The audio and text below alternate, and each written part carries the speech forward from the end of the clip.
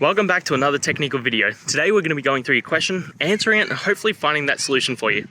Now, remember to stay just a little bit crazy like me, and hopefully you get to that resolution. Now let's continue on.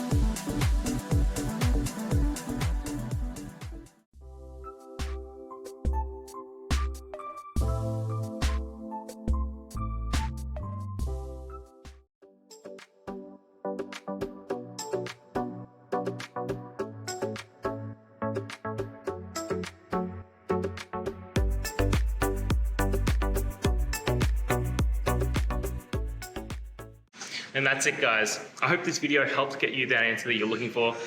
Now, I'll see you next time. Please subscribe for more question and answer videos. And if you have any more, please just shoot them through in the comments. Have a good one.